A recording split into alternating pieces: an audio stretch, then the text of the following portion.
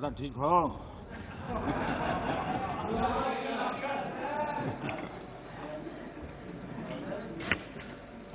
आदरणीय सभापति जी,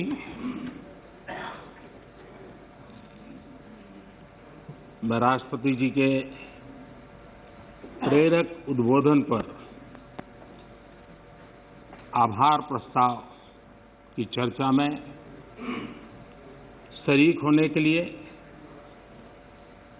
और राष्ट्रपति जी का धन्यवाद करने के लिए कुछ बातें प्रस्तुत करूंगा।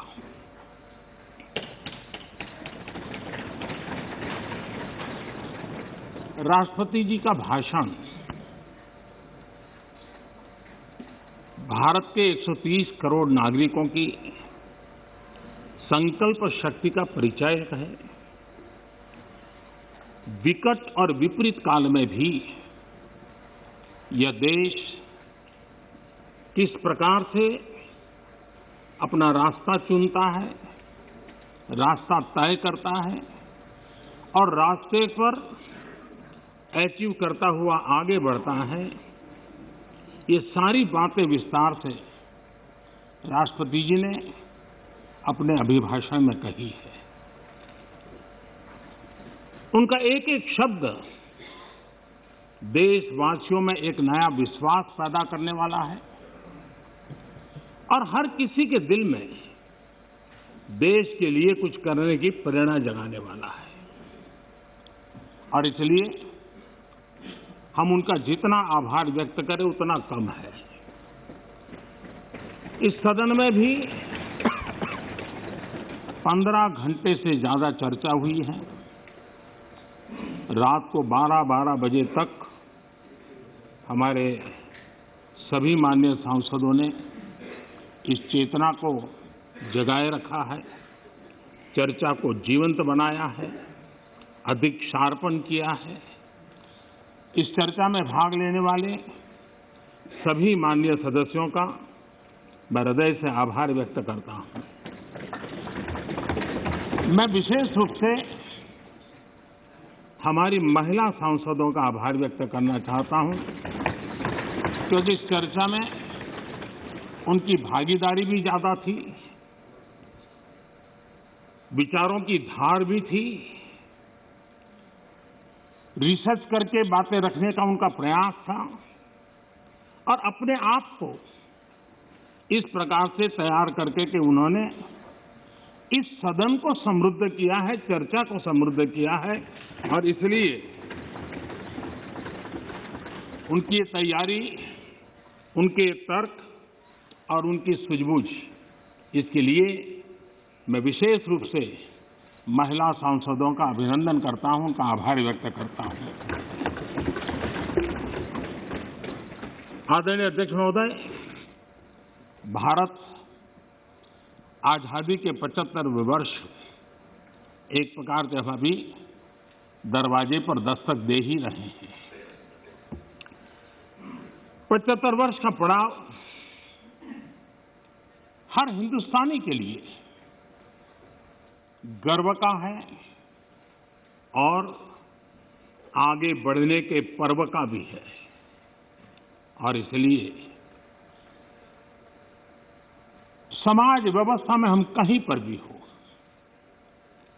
देश के किसी भी कोने में हो, सामाजिक आर्थिक व्यवस्था में हमारा स्थान कहीं पर भी हो, लेकिन हम सब ने मिलकर के आजादी के इस पर्व से एक नई प्रेरणा प्राप्त करके, नए संकल्प लेकर के 2047 जब देश आजादी के 100 साल मनाएगा, हम उस 100 साल की भारत की आजादी की यात्रा के 25 साल हमारे सामने हैं।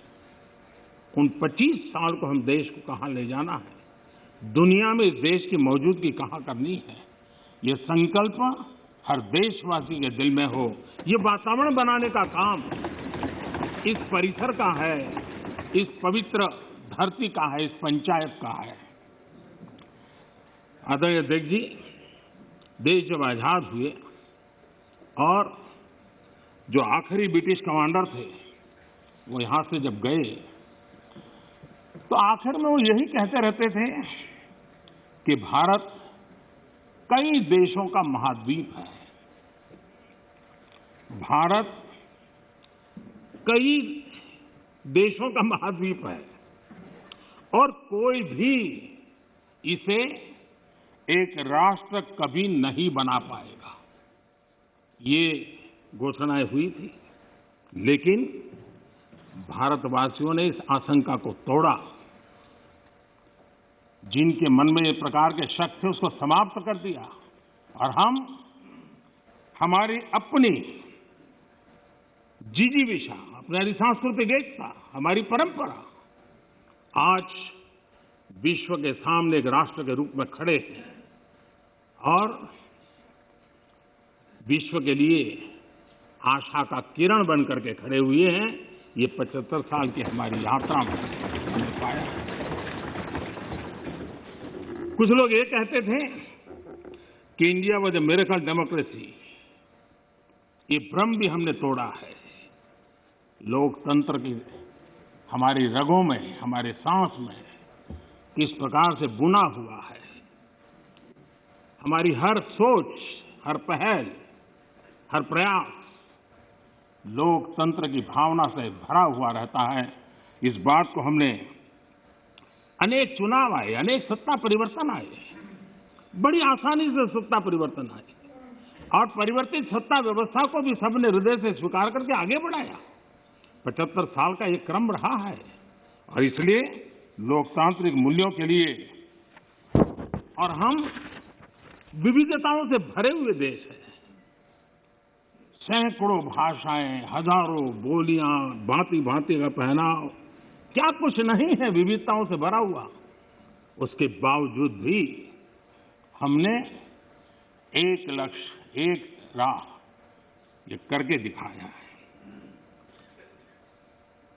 आज जब हम भारत की बात करते हैं तो स्वाभाविक रूप से स्वामी विवेकानंद जी ने एक जो बात कही थी उसको मैं जरूर स्मरण करना चाहूंगा। विवेकानंद जी ने कहा था, every nation has a message to deliver, every nation has a message to deliver, a mission to fulfil, a destiny to reach. यानी हर राष्ट्र के पास एक संदेश होता है जो उसे पहुंचाना होता है। हर राष्ट्र का एक मिशन होता है जो उसे हासिल करना होता है। हर राष्ट्र के एक नियति होती है जिसको वह प्राप्त होता है। कोरोना के दरमियान भारत ने जिस प्रकार से अपने आप को संभाला और दुनिया को संभलने में मदद की, एक प्रकार से टर्निंग पॉइंट है। जिस भावनाओं को लेकर के, जिस संस्कार को लेकर के वेद से विवेकानंद तक हम पले बढ़े हैं, वो है सर्वे भवन्तु सुखिनः।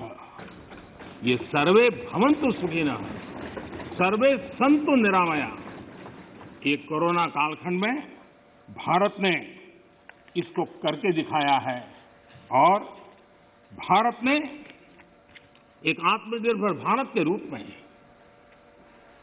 जिस प्रकार से एक के बाद एक ठोस कदम उठाए हैं और जन सामान्य ने उठाए हैं। लेकिन हम उन दिनों को याद करें कि जब दूसरा विश्व युद्ध समाप्त हुआ था, दो विश्व युद्ध ने दुनिया को झकझोर दिया था। मानव जात, मानव मूल्य संकट के घेरे में थे, निराशा छाई हुई थी और सेकेंड वर्ल्ड वॉर के बाद पोस्ट वर्ल्ड वॉर एक दुनिया में एक नया ऑर्डर, न्यू वर्ल्ड ऑर्डर उसने आकार लिया। शांति के मार्ग पर चलने के शपथ हुए। सैन्य नहीं सहयोग, इस मंत्र को लेकर के दुनिया के अंदर विचार प्रबल होते गए। यूएन का निर्माण हुआ, इंस्टीट्यूशंस बनी, भांति भांति के मैकेनिज्म तैयार हुए ताकि विश्व को पोस्ट वर्ल्ड वॉर के बाद एक सुचारू ढंग से शांति की दिशा में ले जाया जाए। लेकिन अनुभव कुछ और निकला। अनुभव ये निकला कि दुनिया में शांति की बात हर कोई करने लगा। पोस्ट वर्ल्ड वॉर शांति की बातों के बीच भी हर कोई जिसकी ताकत थी अपनी सैन्य शक्ति बढ़ाने लगा। वर्ल्ड वॉर के पहले दुनिया के पास जो सैन्य शक्ति थी, यूएन के बाद वो सैन्य शक्ति अनेक गुना बढ़ गई। छोटे मोटे देश भी सैन्य शक्ति की स्पर्धा में आने लग गए। शांति की चर्चा बहुत हुई, लेकिन हकीकत इस बात विश्व को स्वीकार करना होगा कि सैन्य शक्ति की तरफ बड़ी बड़ी ताकतें और पुरजोश चल पड़ी। जितने इनोवेशन हुए, रिसर्च हुए, वो इसी कालखंड में हुए सैन्य शक्ति के लिए। पोस्ट कोरोना भी एक नया वर्ल्ड ऑर्डर नजर आ रहा है। पोस्ट कोरोना के बाद दुनिया में एक नया संबंधों का वातावरण शेप लेगा। हमें तय करना है कि हम वर्ल्ड वॉर के बाद एक मुख्य दर्शक के रूप में बदलती हुई दुनिया को देखते रहे और अपने आप को कहीं एडजस्ट हो सकते तो करने की कोशिश की। हमारे लिए वो कालखंड भी वैसा ही था। लेकिन आज पोस्ट कोरोना जो नया वर्ल्ड ऑर्डर तैयार होगा, और होना ही है, किस रूप का होगा, कैसा होगा, कौन उसको इनिशिएट करेगा, वो तो वक्त बताएगा। लेकिन दुनिया ने जिस प्रकार से संकट को झेला है, दुनिया इस पर सोचने के लिए मजबूर हुई है और होना है। ऐसी स्थिति में भारत विश्व से कट करके नहीं रह सकता। भारत एक कोने में गुजारा नहीं कर सकता। हमें भी एक मजबूत प्लेयर के रूप में उभरना होगा। लेकिन सिर्फ जनसंख्या के आधार पर हम दुनिया में अपनी मजबूती का दावा नहीं कर पाएंगे। वो एक ताकत है, लेकिन इतनी ताकत मात्र से नहीं चलता है। नए वर्ल्ड ऑर्डर में भारत को अपनी जगह बनाने के लिए भारत को सशक्त होना पड़ेगा, समर्थ होना पड़ेगा, और उसका रास्ता है आत्मनिर्भर भारत। आज फार्मेसी में हम आत्मनिर्भर हैं, हम दुनिया के कल्याण के काम आते हैं। भारत जितना आत्मनिर्भर बनेगा और जिसकी रगों में सर्वे सुखिनः भवन्तु का मंत्र जड़ा हुआ है, वो जितना सामर्थ्यवान होगा, मानव जात के कल्याण के लिए, विश्व के कल्याण के लिए एक बहुत बड़ी भूमिका अदा कर सकेगा। और इसलिए हमारे लिए आवश्यक है कि हम आत्मनिर्भर भारत इस विचार को बल दें और ये हम मान के चले। ये किसी शासन व्यवस्था का विचार नहीं है, ये किसी राजनेता का विचार नहीं है। आज हिंदुस्तान के हर कोने में vocal for local, vocal for local सुनाई दे रहा है और लोग हाथ लगाते देखते हैं। लोकल, ये आत्मगौरव का भाव आत्मनिर्भर भारत के लिए बहुत काम आ रहा है। और मुझे विश्वास है कि हम सबकी सोच, हमारी नीतियां, हमारे निर्णय भारत को आत्मनिर्भर बनाने के लिए जो भी आवश्यक बदलाव हो, उस बदलाव की ओर होने चाहिए। ये मेरा मत है।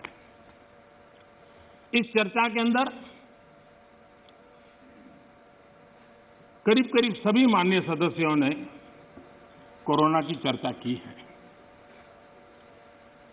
हमारे लिए संतोष का विषय है, गर्व का विषय है कि कोरोना के कारण कितनी बड़ी मुसीबत आएगी। ये जो दुनिया में अनुमान लगाए गए थे, बहुत बड़े बड़े एक्सपर्ट ने अनुमान लगाए थे। भारत में भी एक भय का वातावरण पैदा करने के लिए भरसक प्रयास भी हुए थे और एक अननोन एनिमी था, तो विश्वास से कोई कुछ नहीं कह सकता था, विश्वास से कुछ कोई कर भी नहीं सकता था। एक ऐसे अननोन एनिमी के खिलाफ लड़ना था और इतना बड़ा देश, इतना थिकली पॉपुलेटेड देश, इतनी कम व्यवस्थाओं वाला देश, दुनिया को शक होना बड़ा स्वाभाविक भी था, क्योंकि विश्व के बड़े बड़े देश कोरोना के सामने घुटने टेक चुके थे। तब भारत कैसे टिक पाएगा? और भारत एक बार हालत खराब हो गई तो विश्व को कोई नहीं बचा पाएगा, ये समीकरण भी लोग लगा रहे थे। ऐसे में ये 130 करोड़ देशवासियों की डिसिप्लिन, उनका समर्पण, इसने आज हमें बचा के रखा है। क्रेडिट गोज टू 130 करोड़ हिंदुस्तानी, और इसका गौरवगान हमें करना चाहिए। भारत की पहचान बनाने के लिए ये भी एक अवसर है। हम अपने आप को कोसते रह करके कहें दुनिया हमें स्वीकार करे, ये कभी संभव नहीं होता है। हम घर में बैठकर अपनी कमियों के साथ जूझेंगे, कमियों को ठीक करने का प्रयास करेंगे, लेकिन विश्वास के साथ विश्व के सामने जाने का तजुर्बा भी रखेंगे, तब जाकर के दुनिया हमें स्वीकार करे। अगर आप अपने बच्चों को घर में नहीं स्वीकार करते हो और चाहोगे मोहल्ले में बच्चा स्वीकार करे, कोई स्वीकार करे, कोई स्वीकार नहीं करता है। दुनिया का नियम है, और इसलिए हमें इस बात को करना चाहिए। श्रीमान मनीष तिवारी जी ने एक बात कही, उन्होंने कहा भाई भगवान की कृपा है तो कोरोना में हम बच गए।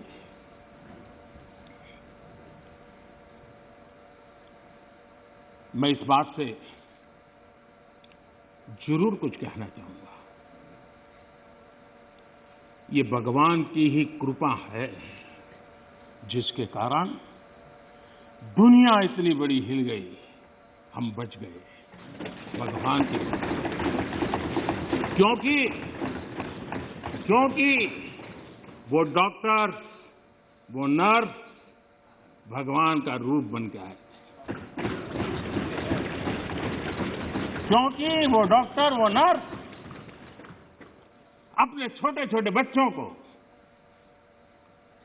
शाम को घर लौटूंगा कह करके जाते थे। 15-15 दिन तक लौट नहीं सकते थे, वो भगवान का रूप लेकर के आए थे। हम कोरोना से जीत पाए क्योंकि ये हमारे सफाई कर्मचारी, मौत और जिंदगी का खेल उनके लिए भी था, लेकिन जिस मरीज के पास कोई नहीं जा सकता था, मेरा सफाई कर्मचारी वहां जाकर के उसको साफ सुथरा रखने का प्रयास करता था।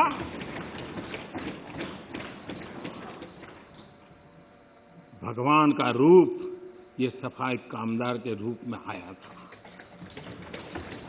कोई एम्बुलेंस चलाने वाला ड्राइवर पढ़ा लिखा नहीं था, उसे पता था मैं जिसको लेके जा रहा हूं कोरोना पॉजिटिव है। वो एम्बुलेंस का ड्राइवर भगवान के रूप में आया था हजारों हिंदू, और इसलिए भगवान का रूप ही था जिसने हमें बचाया है। लेकिन भगवान अलग अलग रूप में आया था, और जितनी हम उनकी प्रशंसा करेंगे, जितना हम गौरवगान करेंगे, देश की सफलता का जितना गौरवगान करेंगे, हमारे भीतर भी एक नई ताकत पैदा होगी। कई कारणों से जिन लोगों के भीतर निराशा फैल चुकी है, उनको भी मैं कहता हूं कि कुछ पल के लिए 130 करोड़ देशवासियों इस पराक्रम को याद कीजिए, आपके अंदर भी ऊर्जा आ जाएगा।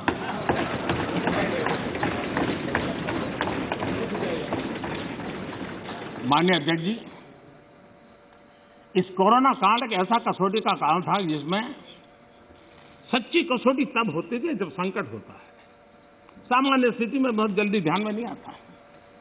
दुनिया, बड़े बड़े देश, कोरोना में जो हुआ वो तो है, लेकिन उन्होंने हर एक ने तय किया कि वे अपने नागरिकों को सीधे पैसे पहुंचाएंगे ताकि इस संकट की घड़ी में उनके नागरिकों को मदद मिले। आपको जानकर के ताज्जुब होगा, दुनिया के बहुत सारे देश उस कोरोना, लॉकडाउन, कर्फ्यू, आशंका, इस वातावरण के कारण चाहते हुए भी खजाने में पाउंड और डॉलर के ढेर होने के बावजूद भी अपने नागरिकों तक नहीं पहुंचा पाए। बैंक बंद, पोस्ट बंद, व्यवस्थाएं बंद, कुछ नहीं कर पाए। इरादा था, घोषणाएं भी हुई। ये हिंदुस्तान है कि जो इस कोरोना कालखंड में भी करीब करीब 75 करोड़ से अधिक भारतीयों को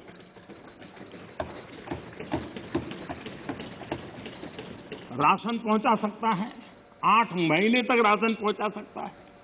यही भारत है जिसने जनधन, आधार और मोबाइल के द्वारा 2 लाख करोड़ रुपया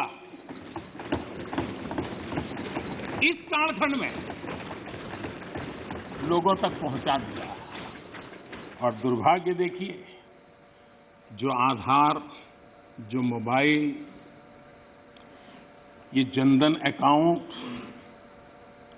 इतना गरीब से काम आया, लेकिन कभी कभी सोचते हैं कि आधार को रोकने के लिए कौन लोग कोर्ट में गए थे, कौन लोग सुप्रीम कोर्ट के दरवाजे खटखटा रहे थे। मैं कभी कभी हैरान हूं, और आज मैं इस बात को बार बार बोलूंगा, अध्यक्ष जी मुझे क्षमा करना।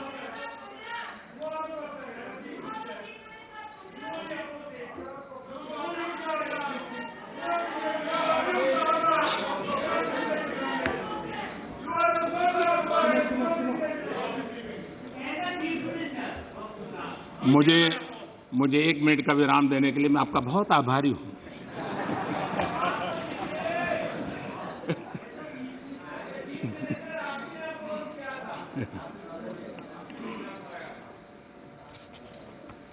इस शासन में कभी कभी अज्ञान भी बड़ी मुसीबत पैदा करता है। माननीय अध्यक्ष जी, ठेले वाले, रेहड़ी पटरी वाले लोग इस कोरोना कालखंड में उनको धन मिले, उनके पैसे मिले, ये उनके लिए किया गया और हम कर पाए। आदरणीय अध्यक्ष जी, हमारी अर्थव्यवस्था इस कालखंड में भी हमने रिफॉर्म का सिलसिला जारी रखा और हम इस इरादे से चले कि भारत जैसे अर्थव्यवस्था को उबारने के लिए, बाहर लाने के लिए हमने कुछ महत्वपूर्ण कदम उठाने पड़ेंगे। और आपने देखा होगा, डे 1 से अनेक विधि से रिफॉर्म के कदम हमने उठाए और इसका परिणाम है आज ट्रैक्टर हो, गाड़ियां हो, उसका रिकॉर्ड सेल हो रहा है। आज जीएसटी का कलेक्शन एवर हाईएस्ट हुआ है। ये सारे आंकड़े हमारी अर्थव्यवस्था में जोश भर रही है। ये दिखाई दे रहा है कि नए जोश के साथ भारत की अर्थव्यवस्था उभर रही है। ये हम दिखता है। और दुनिया के जो लोग हैं, उन्होंने ये अनुमान भी लगाया है कि करीब करीब 2 डिजिट वाला ग्रोथ अवश्य होगा। 2 डिजिटल ग्रोथ की संभावनाएं सभी पंडितों ने कही है और मुझे विश्वास है कि इसके कारण इस संकट के काल से भी, मुसीबतों के बीच से भी देशवासियों की अपेक्षा के अनुसार देश प्रगति करेगा। आदरणीय अध्यक्ष महोदय, इस कोरोना काल में 3 कृषि कानून भी लाए गए। ये कृषि सुधार का सिलसिला बहुत ही आवश्यक है, महत्वपूर्ण है और वर्षों से जो हमारा कृषि क्षेत्र चुनौतियां महसूस कर रहा है, उसको बाहर लाने के लिए हमने निरंतर प्रयास करना ही होगा और उस करने की दिशा में हमने एक ईमानदारी से प्रयास किया है। जो भावी चुनौतियां, जिसको कई विद्वानों ने कहा हुआ है, कोई मेरे शब्द नहीं है, कृषि क्षेत्र की इन भावी चुनौतियों को हमने अभी से डील करना पड़ेगा और उसको करने की दिशा हमने प्रयास किया है। मैं एक देख रहा था कि यहां पर जो चर्चा हुई और विशेष करके हमारे जो कांग्रेस के साथियों ने चर्चा की, मैं ये तो देख रहा था कि वो इस कानून के कलर पर तो बहुत बहस कर रहे थे। ब्लैक है कि व्हाइट है, ब्लैक है कि व्हाइट है। अच्छा होता उसके कंटेंट पर चर्चा करते, अच्छा होता उसके इंटेंट पर चर्चा करते, ताकि देश के किसानों को भी सही चीज पहुंच सकती थी। और मुझे विश्वास है दादा ने भी भाषण किया और मुझे लगता है कि दादा तो बहुत अभ्यास करके आए होंगे, बहुत अच्छी बात बताएंगे, लेकिन वो ज़्यादातर प्रधानमंत्री और उनके साथी बंगाल में यात्रा क्यों कर रहे हैं, कैसे कर रहे हैं, कहाँ जा रहे हैं, उसी में लगे रहे। तो दादा के ज्ञान से हम इस बार वंचित रह गए। खैर, चुनाव के बाद अगर आपके पास मौका होगा तो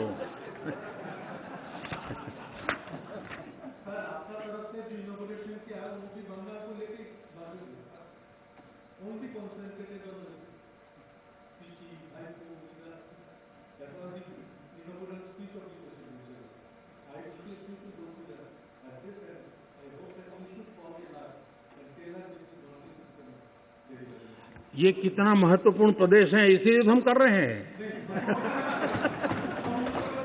हाँ, आप लोगों ने इसको इतना पीछे छोड़ दिया, हम तो इसको प्रमुखता देना चाहते हैं।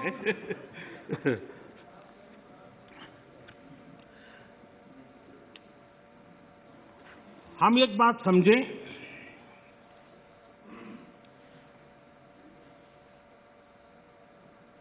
जहां तक आंदोलन का सवाल है, दिल्ली के बाहर हमारे जो किसान भाई बहन बैठे हैं, जो भी गलत धारणाएं बनाई गई, जो अफवाहें फैला गई, उसके शिकार हुए हैं। लेकिन मेरा पूरा भाषण बोलने के बाद सब कीजिए, आपको मौका मिला था।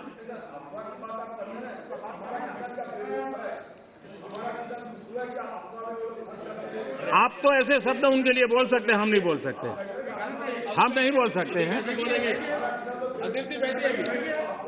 श्रीमान किसान हमारे कैलाश चौधरी जी ने और हमारे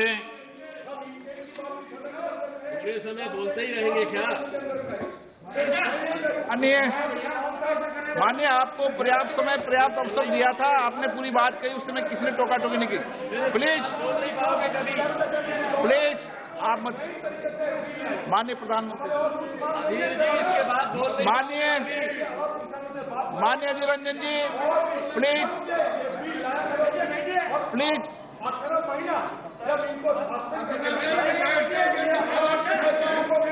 माननीय अधीर रंजन जी, प्लीज।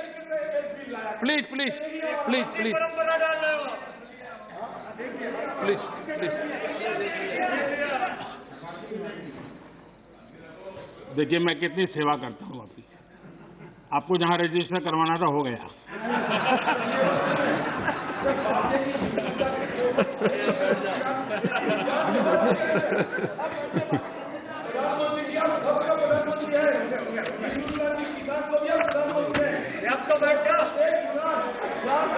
माननीय अध्यक्ष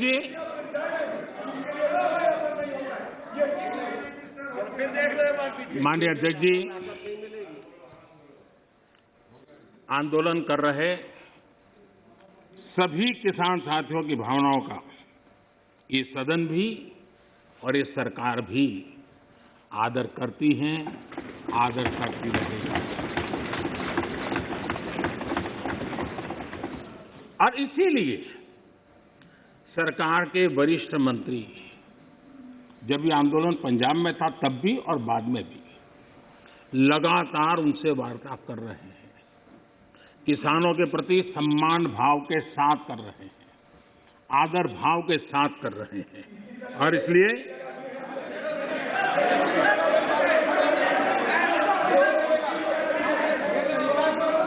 आपने 30 मिनट, 1 मिनट नहीं पाएंगे। आपका कोई रिकॉर्ड नहीं, जरा बैठिए।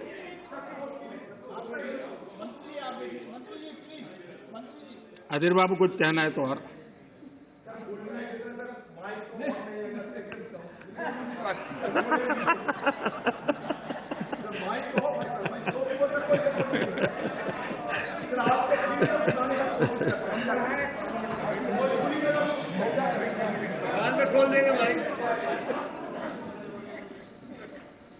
मैं अध्यक्ष जी,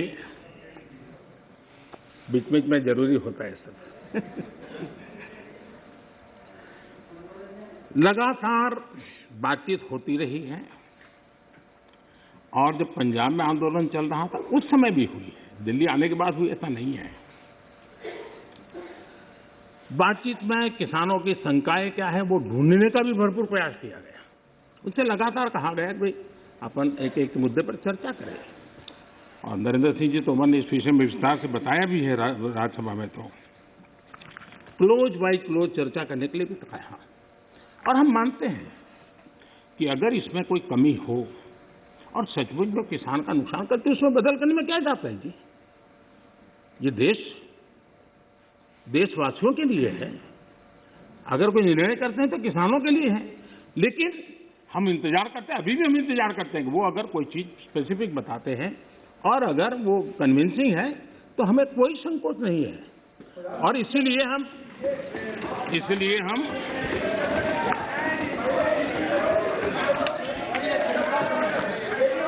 शुरू में जब वो पंजाब में थे, आपने अपनी बात कह चुके हैं।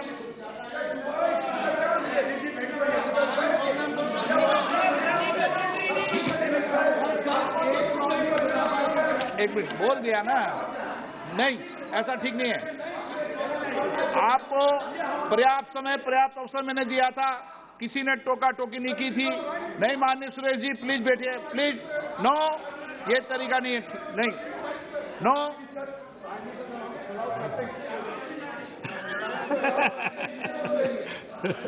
चलिए ये क्रेडिट भी आपने मुझे दे दी।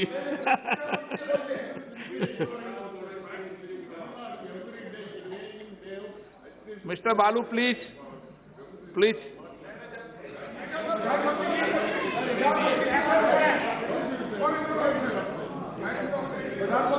नो, नो, प्लीज आप बैठिए। आपको किसने कहा?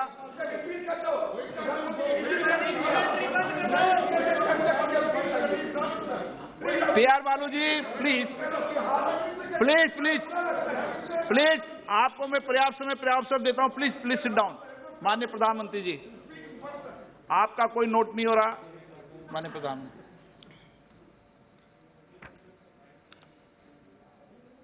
ये ऑर्डिनेंस के द्वारा ही तीनों कानून लागू किए गए थे, बाद में पार्लियामेंट में भी पारित हुए। कानून लागू होने के बाद न देश में कोई मंडी बंद हुई है, कानून लागू होने के बाद न कहीं एमएसपी बंद हुआ है। ये सच्चाई है जिसको हम छुपा करके बातें करते हैं, इसका कोई मतलब नहीं है। इतना ही नहीं, एमएसपी की खरीदी भी बढ़ी है और ये कानून नए बनने के बाद बढ़ी है। और इसलिए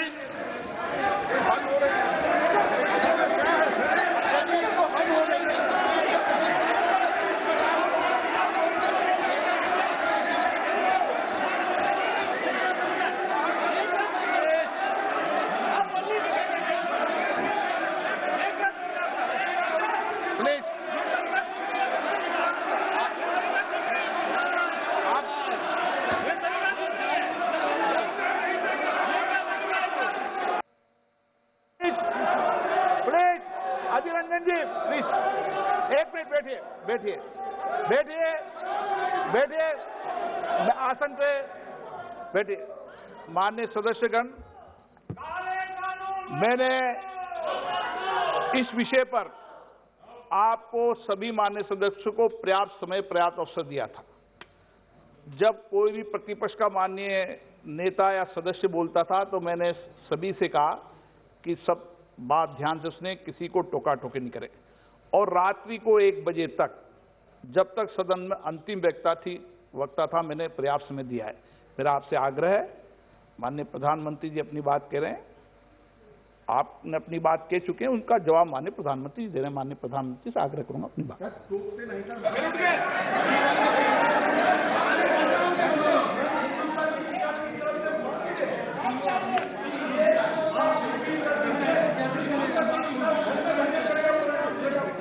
प्रधानमंत्री,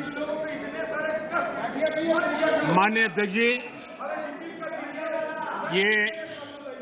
ये हो हल्ला, ये आवाज, ये रुकावटें डालने का प्रयास एक सोची समझी रणनीति के तहत है।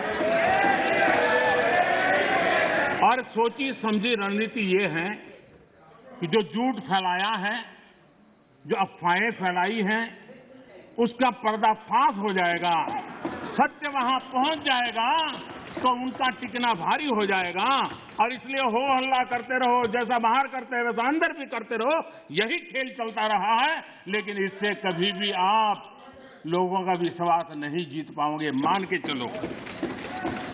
माननीय अध्यक्ष जी, ऑर्डिनेंस के बाद और पार्लियामेंट में कानून बनने के बाद किसी भी किसान से मैं पूछना चाहता हूं कि पहले जो हक उनके पास थे, जो व्यवस्थाएं उनके पास थी, उसमें से कुछ भी इस नए कानून ने छीन लिया है क्या? इसकी चर्चा, उसका जवाब कोई देता नहीं है। सब कुछ वैसा का वैसा वो है पुराना। क्या हुआ है? एक अतिरिक्त विकल्प व्यवस्था मिली है, वो भी क्या कंपलसरी है? किसी कानून का विरोध तो तब मायना रखता है कि जब वो कंपलसरी हो। ये तो ऑप्शनल है। आपको मर्जी पड़े यहां जाना है जाइए, आपको मर्जी पड़े वहां नहीं जाना है वहां जाइए, जहां ज्यादा फायदा हो वहां किसान चला जाए, ये व्यवस्था की गई है। और इसलिए प्लीज अधीर रंजन जी, अब ज्यादा हो रहा है। अधीर रंजन जी प्लीज, अब ज्यादा हो रहा है, अब ज्यादा हो रहा है। मैं आपका रिस्पेक्ट करने वाला इंसान हूं और मैंने पहले कह दिया, आपने जितना किया जहां रजिस्टर होना हो गया। और बंगाल में भी टीएमसी से ज्यादा पब्लिसिटी आपको मिल जाएगी। बाबा क्यों इतना? हाँ दादा, देखो मैं बता दिया, चिंता मत करो, मैंने बता दिया।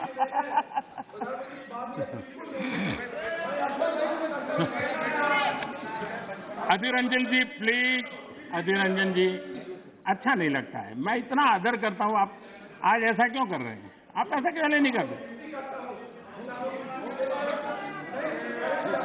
अरे भाई, हद से ज्यादा क्यों कर रहे हैं आप? Please Adhir Ranjan ji please. माननीय सदस्य दादा प्लीज। ये नए कानून अध्यक्ष जी किसी भी के लिए बंधन करता नहीं है। ऐसे कानून है, उनके लिए ऑप्शन है, और जहां ऑप्शन है वहां विरोध के लिए कोई कारण ही नहीं बनता। हाँ, ऐसा कोई कानून जो ऐसे थोप दिया हो उसके लिए विरोध का कारण बनता है। और इसलिए मैं कहता हूं लोगों को, और मैं देख रहा हूं आंदोलन का एक नया तरीका है। क्या तरीका है? आंदोलनकारी जो होते हैं वो ऐसे तरीके नहीं अपनाते। आंदोलन जीवी होते हैं वो ऐसे तरीके अपनाते हैं, और वो कहते हैं ऐसा हुआ तो ऐसा होगा, ऐसा होगा तो ऐसा होगा, ऐसा होगा तो ऐसा होगा। अरे भाई, जो कुछ हुआ ही नहीं, जो होना नहीं है, उसका भय पैदा कर करके, और पिछले कई सालों से लगातार सुप्रीम कोर्ट का एक जजमेंट आ जाए, कोई निर्णय नहीं हुआ है, और एकदम से तूफान खड़ा कर दिया जाए, आग लगा दी जाए देश में। ये जो तौर तरीके हैं, उन तौर तरीके जो भी लोकतंत्र में विश्वास करते हैं, जो भी अहिंसा में विश्वास करते हैं, उन सबके लिए चिंता का विषय होना चाहिए। ये सरकार की चिंता का नहीं, देश की चिंता का विषय होना चाहिए।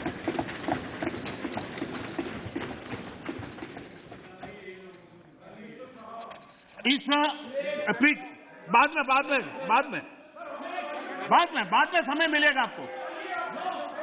नो माननीय अध्यक्ष जी प्लीज, ये तरीका ठीक नहीं। माननीय अध्यक्ष जी, आप समझ, पुरानी मंडियों पर भी कोई पाबंदी नहीं है। इतना ही नहीं, इस बजट में इन मंडियों को आधुनिक बनाने के लिए, उनके इंफ्रास्ट्रक्चर को सुधारने के लिए और बजट की व्यवस्था की गई है। और उस बजट के माध्यम से माननीय अध्यक्ष जी, ये जो हमारे निर्णय हैं वो सर्वजन हिताय, सर्वजन सुखाय की भावना के साथ लिए गए। माननीय अध्यक्ष जी, ऐसा क्या करते हैं? आप सीनियर व्यक्ति हैं, प्लीज बैठिए। माननीय अध्यक्ष जी, इस सदन के साथी भली भांति इस बात को समझते हैं, लेकिन कांग्रेस और कुछ दलों ने बड़े जोर शोर से बातें अपनी कही, लेकिन जिन बातों को लेकर के उनको कहना चाहिए कि भाई ये नहीं, ये अपेक्षा ये होती है कि उन्होंने इतना स्टडी करके आना है। इतना ही नहीं, जो लोग ये कहते हैं, हाँ, मैं हैरान हूं, पहली बार एक नया तर्क आया इस सदन में कि भाई हमने मांगा नहीं था तो दिया क्यों? हमने मांगा नहीं तो दिया क्यों? पहली बात है कि लेना न लेना आपकी मर्जी है, किसी ने किसी के गले मड़ा नहीं है, ऑप्शनल है, एक व्यवस्था है और देश बहुत बड़ा है। हिंदुस्तान के कुछ कोनों में इसका लाभ होगा, हो सकता है किसी एक आध कोने में न भी हो, लेकिन ये कंपलसरी नहीं है और इसलिए मांगा और दिए का मतलब नहीं होता है। लेकिन मैं फिर भी कहना चाहता हूं, इस देश में माननीय अध्यक्ष जी, दहेज का कानून, दहेज के खिलाफ कानून बने, ये इस देश में कभी किसी ने मांग नहीं की थी, फिर भी देश की प्रगति के लिए कानून बना था। माननीय अध्यक्ष जी, ट्रिपल तलाक, इसके खिलाफ कानून बने, ये किसी ने मांग नहीं की थी, लेकिन प्रगतिशील समाज के लिए आवश्यक है, इसलिए कानून हमने बनाए हैं। हमारे यहां बाल विवाह पर रोक, किसी ने मांग नहीं की थी कानून बनाओ, फिर भी कानून बने थे, क्योंकि प्रगतिशील समाज के लिए आवश्यक होता है। शादी की उम्र बढ़ाने के निर्णय किसी ने मांग नहीं की थी, लेकिन प्रगतिशील विचार के साथ वो निर्णय बदलने पड़ते हैं। बेटियों को संपत्ति में अधिकार किसी ने मांग नहीं की थी, लेकिन एक प्रगतिशील समाज के लिए आवश्यक होता है, तब जाकर के कानून बनाया जाता है। शिक्षा को अधिकार देने की बात किसी ने मांग नहीं की थी, लेकिन समाज के लिए आवश्यक होता है, बदलाव के लिए आवश्यक होता है, तो कानून बनते हैं।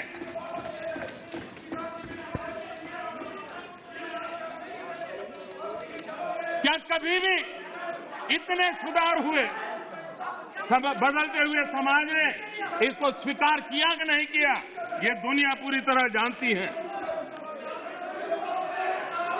माननीय अध्यक्ष जी, आप जानते हैं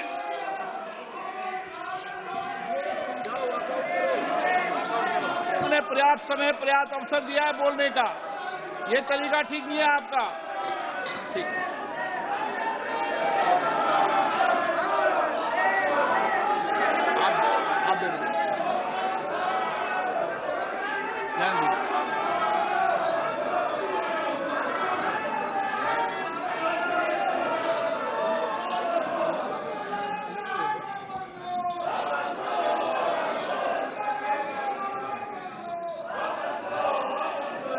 माननीय अध्यक्ष जी, हमें मानते थे कि हिंदुस्तान की बहुत पुरानी पार्टी कांग्रेस पार्टी, जिसने करीब करीब 6 दशक तक इस देश में एक चक्री शासन किया, ये पार्टी का ये हाल हो गया है कि पार्टी का राज्यसभा का तबका एक तरफ चलता है और पार्टी का लोकसभा का तबका दूसरी तरफ चलता है। ऐसी डिवाइडेड पार्टी, ऐसी कंफ्यूज पार्टी न खुद का भला कर सकती है, न देश की समस्याओं के समाधान के लिए कुछ सोच सकती है। इससे बड़ा दुर्भाग्य क्या हो सकता है? कांग्रेस पार्टी राज्यसभा में भी है, कांग्रेस पार्टी के वरिष्ठ नेता राज्यसभा में बैठे हैं, लेकिन वो एक बहुत आनंद और उमंग के साथ वाद विवाद करते हैं, विस्तार से चर्चा करते हैं, अपनी बात रखते हैं। और यही कांग्रेस पार्टी का दूसरा तबका अब समय तय करेगा। माननीय अध्यक्ष जी, ईपीएफ पेंशन योजना, हमें मालूम है कभी ऐसे केसेस मेरे सामने आया जब 2014 के बाद में आया बेटा, किसी को पेंशन 7 रुपये मिल रही थी, किसी को 25 रुपये, किसी को 50 रुपये, किसी को 250 रुपये, ये देश में चलता था। मैंने कहा भाई इन लोगों को ऑटो रिक्शा में वो पेंशन लेने जाने का भी खर्चा उससे ज्यादा होता होगा। किसी ने मांग नहीं थी, किसी मजदूर संगठन ने मुझे आवेदन पत्र नहीं दिया था। माननीय अध्यक्ष जी, उसमें से बाहर ला करके मिनिमम 1000 रुपये देने का निर्णय हमने किया था, किसी ने मांगा नहीं। मुझे किसी भी किसान संगठन ने इस देश के छोटे किसान को कुछ सम्मान पैसे मिले इसकी व्यवस्था किसी ने मांग नहीं की थी, लेकिन हमने प्रधानमंत्री सम्मान निधि योजना के तहत उनको हमने धन सामने से देना शुरू किया। माननीय अध्यक्ष जी, कोई भी आधुनिक समाज के लिए परिवर्तन बहुत आवश्यक होता है। हमने देखा है जिस प्रकार से उस कालखंड में विरोध होता था, लेकिन राजा राममोहन राय जी जैसे महापुरुष, ईश्वर चंद्र विद्यासागर जी जैसे महापुरुष, ज्योतिबा फुले जैसे महापुरुष, बाबा साहब आंबेडकर, कितने अनगिनत नाम हैं।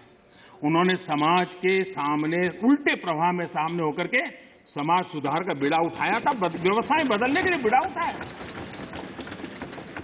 अब कभी ने तो किसी ने जिम्मेवारियां लेनी होती हैं। ऐसी चीजों का शुरू में विरोध होता है, जब बात सत्य पहुंचता है तो लोग इसको स्वीकार भी कर लेते हैं। और हिंदुस्तान इतना बड़ा देश है, कोई भी निर्णय 100% सबको स्वीकार्य होता संभव ही नहीं हो सकता है। ये देश विविधताओं से भरा हुआ है। किसी एक जगह पे वो बहुत लाभ करता होगा, किसी जगह पे कम लाभ करता होगा, किसी जगह पे शायद जो पहले के लाभ उसको वंचित करता होगा। लेकिन ऐसी तो कितने बड़े देश में व्यवस्था नहीं हो सकती है कि हम उसमें कोई, लेकिन एक लार्जर इंटरेस्ट, देश में निर्णय जो होते हैं लार्जर, सर्वजन हिताय सर्वजन सुखाय निर्णय होते हैं और उसको लेकर के हम काम करते हैं। माननीय अध्यक्ष जी, ये सोच के साथ मेरा विरोध है। जब ये कहा जाता है मांगा था क्या हम सामंतशाही हैं क्या, कि देश की जनता याचक की तरह हमसे मांगे, उनको मांगने के लिए मजबूर करें? ये मांगने के लिए मजबूर करने वाली सोच लोकतंत्र की सोच नहीं हो सकती। माननीय सरकारें संवेदनशील होनी चाहिए। लोकतांत्रिक तरीके से जनता की भलाई के लिए सरकार ने जिम्मेवारियां लेकर के आगे आना चाहिए। और इसलिए इस देश की जनता ने आयुष्मान योजना नहीं मांगी थी, लेकिन हमें लगा कि गरीब की बीमारी में बचाना है तो आयुष्मान भारत योजना लेकर के जाना चाहिए। इस देश के गरीब ने बैंक अकाउंट के लिए कोई जुलूस नहीं निकाला था, कोई मेमोरेंडम नहीं भेजा था। हमने जनधन योजना की थी और हमने इस जनधन योजना से उसके खाते खोले थे। किसी ने भी स्वच्छ भारत की मांग किसने की थी, लेकिन देश ने के सामने स्वच्छ भारत लेकर के गए, मामला चल पड़ा। कहां लोगों ने कहा था मेरे घर में शौचालय बनाओ, किसी ने मांगा नहीं था, लेकिन हमने 10 करोड़ घरों में शौचालय बनाने का काम किया। मांगा जाए तभी सरकार काम करे, वो वक्त चला गया। ये लोकतंत्र है, ये सामंतशाही नहीं है। हम लोगों ने लोगों की संवेदनाओं को समझ करके हमने सामने से देना चाहिए। नागरिकों को याचक बना करके हम नागरिकों का आत्मविश्वास नहीं बढ़ा सकते हैं। हमने नागरिकों को अधिकार देने के दिशा में आगे बढ़ते रहना चाहिए। नागरिक को याचक बनाने से नागरिक का आत्मविश्वास खत्म हो जाता है।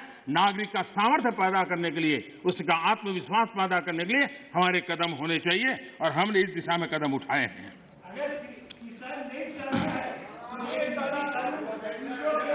सरकार, एक मिनट दादा, अरे सुनो दादा, अरे दादा वही मैं कह रहा हूं, दादा मैं वही कह रहा हूं, जो नहीं चाहता है वो उसका उपयोग न करे, उसके पास पुरानी व्यवस्था है। यही आप बुद्धिमान लोगों को इतना ही छोटा मुझे समझाना है कि उसको नहीं चाहिए तो पुरानी व्यवस्था है, पुरानी व्यवस्था चली नहीं गई है। माननीय अध्यक्ष जी, एक बात हम जानते हैं, हम सब इस बातों से, जो ठहरा हुआ पानी होता है वो बीमारी पैदा करता है। बहता हुआ पानी है जो जीवन को भर देता है, उमंग से भर देता है। जो चलता है चलता रहे, चलने दो, अरे यार कोई आएगा तो करेगा, ऐसे थोड़ा चलता है। ये जिम्मेवारियां लेनी चाहिए, देश की आवश्यकता के अनुसार निर्णय करने चाहिए। स्टेटस को, देश को तबाह करने में ये भी एक मानसिकता ने बहुत बड़ा रोल किया है। दुनिया बदल रही है, कब तक हम स्टेटस को ऐसे ही करते रहेंगे तो मैं समझता हूं कि स्थितियां बदलने वाली नहीं है। और इसलिए देश की युवा पीढ़ी ज्यादा इंतजार नहीं कर सकती है। लेकिन आज मैं घटना सुनाना चाहता हूं और जरूर उससे हमें ध्यान में आए कि स्टेटस को के कारण होता क्या है।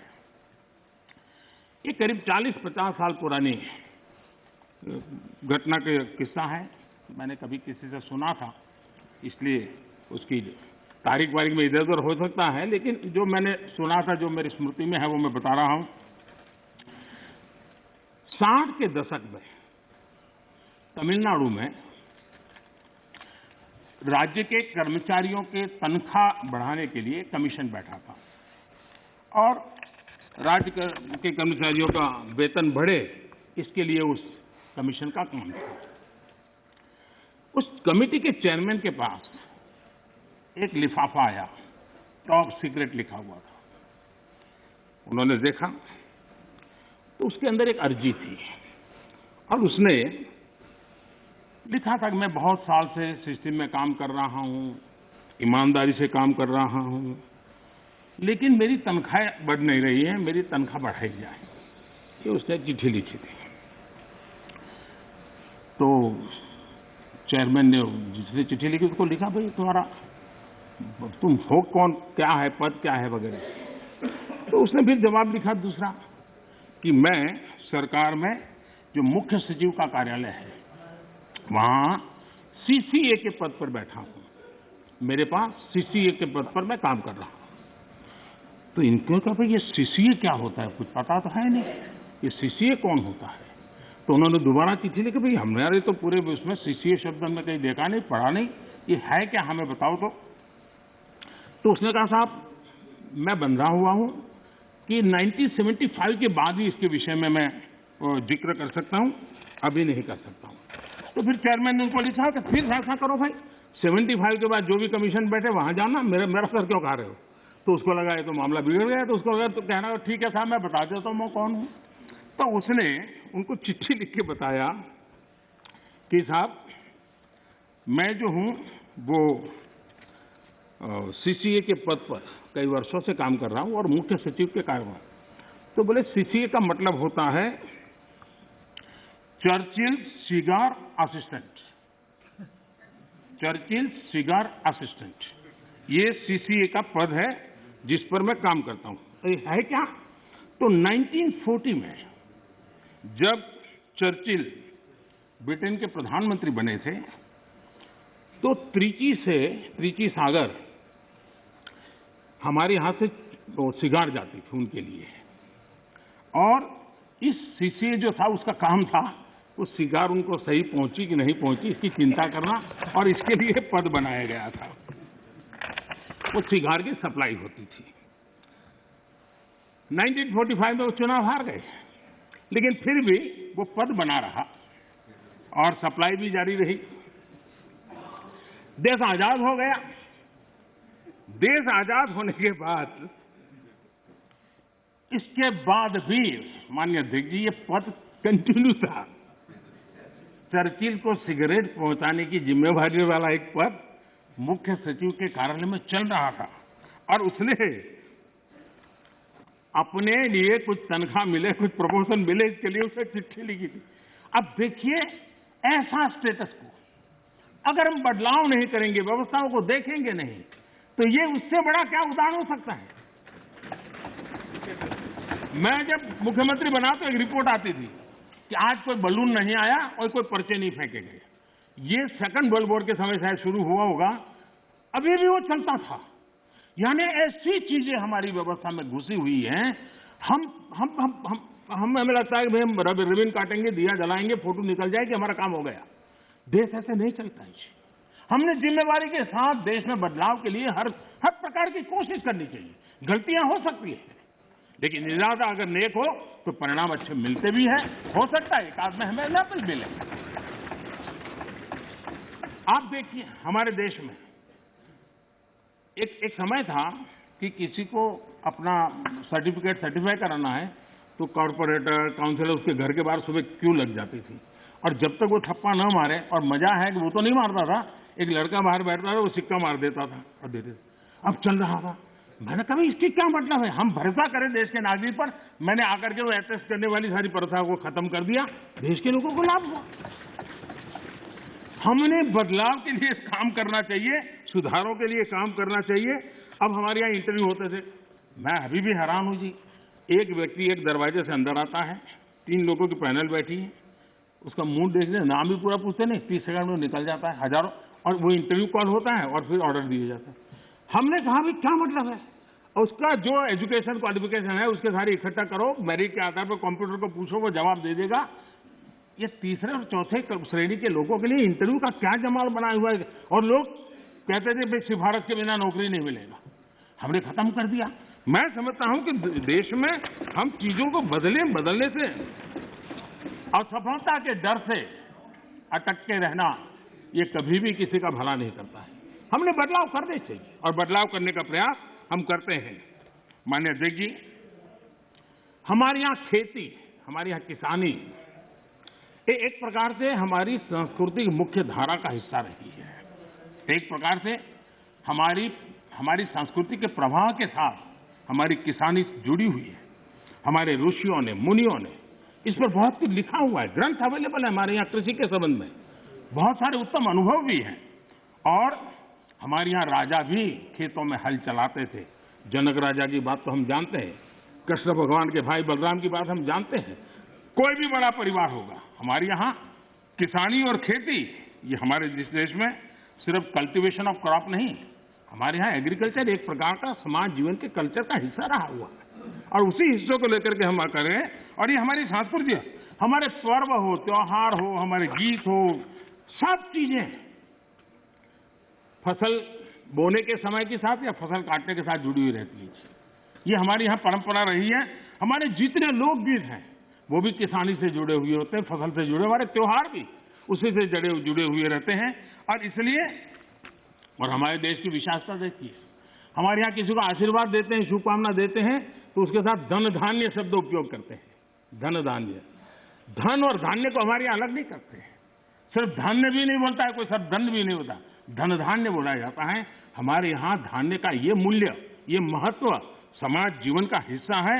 और जो स्थितियां बदली हैं, तो हमने भी उसको फिर से एक पटरी पर लाने के लिए प्रयास करने की आवश्यकता है। राज्यसभा के अंदर मैंने विस्तार से छोटे किसानों के संबंध में बात कही है। और देश का 80-85% वर्ग, इसको हम उपेक्षित रख करके देश का भला नहीं कर सकते। हमने उसके लिए कुछ सोचना ही होगा और बड़ी नक्करता के साथ हमने सोचना होगा। और मैंने गिन करके बताया है कि छोटे किसानों की कैसी उपेक्षा हुई है, किसानों के नाम पे हुई है।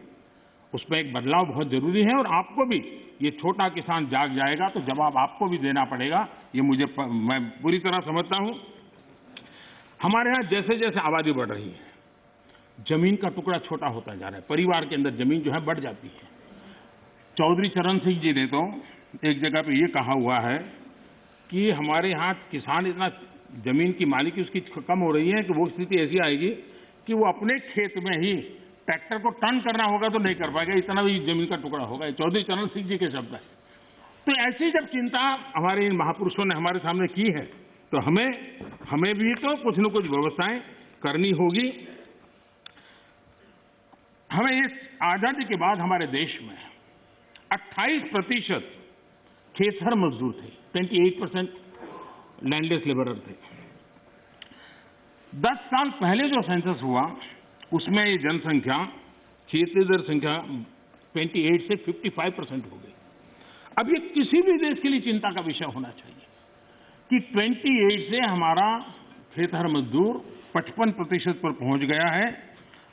और जमीन कम होने के कारण, खेती से जो रिटर्न मिलना चाहिए वो नहीं मिलने के कारण उसके जीवन में ये मुसीबत आई है। और वो मजदूरी करने पर, किसी और के खेत में जाकर के मजदूरी होने पर मजबूर हो गया है। और दुर्भाग्य है कि हमारे देश में खेती में निवेश जो होना चाहिए वो नहीं हो रहा है। सरकार उतना कर नहीं पा रही है, राज्य सरकारें भी नहीं कर पा रही है, और किसान खुद भी नहीं कर पा रहा है। जो कुछ भी उसको निकलता है बच्चों को पालने में और पेट भरने में उसका चला जाता है। और इसलिए निवेश की बहुत बड़ी आवश्यकता है। जब तक हम निवेश नहीं लाएंगे, जब तक हम हमारी खेती को आधुनिक नहीं करेंगे, हम जब तक छोटे से छोटे किसान की भलाई के लिए व्यवस्थाएं विकसित नहीं करेंगे, हम देश के एग्रीकल्चर सेक्टर को ताकतवर नहीं बना सकते हैं। और इसलिए हमारा किसान आत्मनिर्भर बने, उसको अपनी उपज बेचने की आजादी मिले, उस दिशा में हमने काम करने की आवश्यकता है। और हमारा किसान सिर्फ गेहूं और चावल वहां सीमित रहे, उससे भी बात बनने वाली नहीं है। दुनिया में मार्केट क्या है, आज उसके रिसर्च हो रहे हैं। उस प्रकार की चीजों का उत्पादन करें और वो चीजें दुनिया के बाजार में बेचें। भारत की आवश्यकता है हम बाहर से चीजें न लाएं। मुझे याद है, मैं बहुत पहले जब यहाँ संगठन का काम करता था नॉर्थ पार्ट में, मुझे फारूक साहब के साथ भी काम करने का काफी मौका मिला है। तो मुझे हरियाणा का एक किसान अपने खेत में ले गया। उसने बड़ा आग्रह कहा तो मैं चला गया। छोटी सी जगह थी उसकी, 1-1.5-2 बीघा से जमीन होगी, लेकिन बड़ा प्रगति। तो उसने वो मेरे पीछे पड़ा, आइए आइए। मैंने कहा है क्या बात?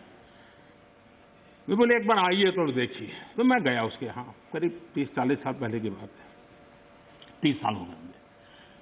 उन्होंने क्या किया, दिल्ली के 5 स्टार होटल्स में जो चीजें सब्जियां वगैरह विदेशों से लाते थे, उसने उसका स्टडी किया। अगर उनको छोटे कॉर्न चाहिए, उनको छोटे टमाटर चाहिए, और उसने अपनी उस छोटी सी जगह में और रिस्ट्रिक्टेड वातावरण के अंदर लोगों की मदद लेके वो फसल पाया। और मजा है कि दिल्ली 5 स्टार के होटलों में उसका माल जाना शुरू हो गया। हमारे देश में थोड़ा सा बदलाव करें हम।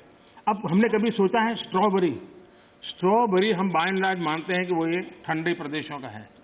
मैं देख रहा हूं जी कच्छ के रेगिस्तान में स्ट्रॉबेरी हो रही है।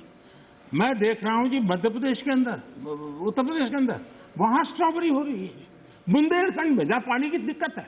इसका मतलब ये हुआ कि हमारे यहाँ संभावनाएं हैं। हमारे किसान को गाइड करके हम नई नई चीजों पे ले जाएंगे। मैं जरूर मानता हूं कि हमारा देश का किसान आगे आएगा, लेकिन उसको ये ठीक है, उसका अनुभव ऐसा है कि उसको हिम्मत देनी पड़ती है, उसका हाथ पकड़ना पड़ता है, उसको हाथ लेकर के चलना पड़ता है। अगर वो चल पड़ता है तो कमाल करके दिखाता है। उसी प्रकार से कृषि के अंदर जितने नए रास्ते निवेश बढ़ेगा, मैं मानता हूं रोजगार के अवसर भी बढ़ने वाले हैं और दुनिया में एक हमें नया मार्केट मिल सकता है। हमारे यहाँ ग्रामीण अर्थव्यवस्था में सुधारने के लिए एग्रो बीज इंडस्ट्री की संभावनाएं भी बढ़ेगी और इसलिए हमें इस पूरे क्षेत्र को आत्मनिर्भर बनाने की दिशा में हमने जरूर काम करना चाहिए। कई विपरीत परिस्थितियों में भी हमारे किसान ने रिकॉर्ड उत्पादन किया है। कोरोना काल में भी रिकॉर्ड उत्पादन किया है। ये हम सब की जिम्मेदारी है कि हमारे किसान की जो परेशानियां हैं वो कम हो। उनके सामने जो चुनौतियां हैं वो चुनौतियां कम करने के लिए हम कुछ कदम उठाएं और इन कृषि सुधारों से हम उस दिशा में कुछ न कुछ करने का प्रयास कर रहे हैं। किसानों को एक बराबरी का प्लेटफॉर्म दे पाए, हम आधुनिक टेक्नोलॉजी दे पाए, उनके अंदर एक नया आत्मविश्वास भर पाए, उस दिशा में सकारात्मक सोच की बहुत आवश्यकता है। पुरानी सोच, पुराने मानदंड अब किसानी का भला कर पाते तो बहुत पहले कर पाते। सेकंड ग्रीन रिवॉल्यूशन की हम बातें कर ली। हम एक नए तौर तरीके लिए आगे बढ़ने की और सबको चिंतन के लिए, राजनीति का विषय नहीं होना चाहिए। ये देश की भलाई के लिए बहुत आवश्यक है। मिल बैठ करके उसको हमने सोचना चाहिए। सभी दल चाहे सत्ता में हो या विपक्ष में, ये हम सबका दायित्व है और हमें 21वीं सदी में 18वीं शताब्दी की सोच से हमारे एग्रीकल्चर सेक्टर को हम उसकी चुनौतियों को पूरा नहीं कर सकते हैं। उसी को हमने बदलना होगा। कोई नहीं चाहता है कि हमारा किसान गरीबी के चक्कर में फंसा रहे, उसको जिंदगी जीने का हक न मिले। मैं मानता हूं कि उसको आश्रित रहना न पड़े, उसको पराधीन न रहना पड़े, सरकारी टुकड़ों पर पलने के लिए मजबूर न होना पड़े। ये जिम्मेवारी भी हम सबकी है और उस जिम्मेवारी को निभाना, हमारे अन्नदाता समृद्ध हो, हमारा अन्नदाता कुछ न कुछ और ज्यादा देश के लिए कर सकें, उसके लिए अगर हम अवसर देंगे तो बहुत सारी। सरदार वल्लभ भाई पटेल एक बात कहते थे, वो कहते थे स्वतंत्रता प्राप्ति के बाद भी यदि परतंत्रता की दुर्गंध आती रहे तो स्वतंत्रता की सुगंध नहीं फैल सकती। जब तक हमारे छोटे किसान को नए अधिकार नहीं मिलते तब तक पूर्ण आजादी की उनकी बात अधूरी रहेगी और इसलिए बड़ा बदलाव कर करके हमको हमारे इन किसानों को एक लंबी यात्रा के लिए तैयार करना होगा और हम सबको मिलकर के करना होगा। गलत कुछ करने के इरादे से जब नहीं होना चाहिए, अच्छा करने के इरादे से होना चाहिए, किसी की भलाई करने के लिए होना चाहिए। हमारी सरकार ने छोटे किसानों के लिए हर कदम को आप देखेंगे तो छोटे किसानों को हमने बीज से लेकर के बाजार तक पिछले 6 वर्षों में अनेक ऐसे इंटरवेंशन किए हैं जो छोटे किसान की मदद कर सकते हैं, छोटा किसान का लाभ सकते हैं। अब जैसे डेयरी सेक्टर और कोऑपरेटिव सेक्टर सशक्त भी हैं और उसका एक मजबूत वैल्यू चेन भी बना है और सरकार की दखल कम से कम है, फिर भी वो अपने मजबूती पर आया है। हम धीरे धीरे फल फूल सब्जी की तरफ बल दे सकते हैं और उसके बाद धान्य की तरफ दे सकते हैं। हम बहुत ताकतवर बना सकते हैं। हमारे पास मॉडल है, सफल मॉडल है। उन सफल मॉडल का हमने प्रयोग करना चाहिए। हमने उनको वैकल्पिक बाजार देना चाहिए। दूसरा एक महत्वपूर्ण काम जो हमने किया है 10,000 फार्मर्स प्रोड्यूसर ऑर्गेनाइजेशन, ये किसानों के लिए, छोटे किसानों के लिए एक बहुत बड़ी ताकत के रूप में उभरने वाले हैं। और जहां जहां महाराष्ट्र में विशेष प्रयोग हुआ है एफपीओ बनाने का, कई और राज्यों ने भी, केरल में भी कम्युनिस्ट पार्टी के लोग काफी मात्रा में एफपीओ बनाने काम में लगे हुए हैं। लेकिन इसके कारण किसान अपना बाजार ढूंढने के लिए एक सामूहिक शक्ति के रूप में उभरेगा। ये 10,000 एफपीओ बनने के बाद आप देखना कि गांव के अंदर किसान छोटे हैं, उसको बाजार की ताकत किसान डिक्टेट करेगा, वो बन जाएगी और किसान ताकतवर बनेगा, ये मेरा पूरा विश्वास है। इन एफपीओ के माध्यम से बैंक से पैसा भी मिल सकता है, वो छोटे छोटे भंडारण की व्यवस्था कर सकता है। अगर वो थोड़ी ताकत ज्यादा इकट्ठी करे तो छोटे छोटे कोल्ड स्टोरेज भी बना सकता है। और हमने 1 लाख करोड़ रुपया एग्रीकल्चर के इंफ्रास्ट्रक्चर के लिए भी तय किया है और उसको हम स्वयं सहायता जूथ, सेल्फ हेल्प ग्रुप, इन सेल्फ हेल्प ग्रुप में भी करीब 7 करोड़ बहनें जुटी। गांव की बहनें अल्टीमेटली वो किसान की ही बेटियां होती हैं, किसी न किसी खेती से जुड़े हुए परिवार की बेटियां होती हैं और वे भी आज नेटवर्क किसानों की भलाई में काम आ रहा है। वो इकोनॉमिक एक्टिविटी का सेंटर बनते जा रहे हैं और इनके द्वारा भी, मुझे याद है गुजरात में वलसाड जिले में आदिवासियों के पास जमीन भी काफी ऊपर नीचे है, अनइवन लैंड है और बहुत छोटी जमीन है। हमने एक बाड़ी प्रोजेक्ट किया था और अब्दुल कलाम जी एक दिन अपना जन्मदिन वहां मनाने के लिए आए थे। उन्होंने कहा मुझे कोई प्रोटोकॉल नहीं चाहिए, मैं इन किसानों के साथ रहना चाहता हूं। बड़ा सक्सेसफुल प्रयोग था। महिलाएं काफी काम करती थी आदिवासी बेल्ट के अंदर और मशरूम, काजू वो गोवा की बराबरी का काजू पैदा करने लग गए थे और उन्होंने मार्केट प्राप्त किया था। छोटे किसान थे, छोटी जगह थी, लेकिन प्रयत्न किया तो परिणाम मिला और अब्दुल कलाम जी ने इसके विषय में लिखा भी है, उन्होंने आकर के देखा था। तो मैं कहता हूं कि हमने नए प्रयासों की दिशा में जाना चाहिए। अब हम देखिए दाल की हमारे यहाँ कठिनाई थी। मैंने 2014 में आके किसानों के सामने रिक्वेस्ट की, उन्होंने देश के अंदर दाल की कठिनाइयों से हमें मुक्त कर दिया और उनको बाजार भी मिल गया, और मैं देख रहा हूं कि आजकल ऑनलाइन ऑफलाइन इनाम के द्वारा भी गांव का किसान भी अपना माल बेच रहा है। हमने किसान रेल का एक प्रयोग किया इस कोरोना कालखंड का उपयोग करते हुए, और ये किसान रेल और किसान उड़ान, ये भी अपने आप में बड़े बाजारों तक छोटे किसानों पहुंचाने का एक बहुत बड़ा मदद मिली है।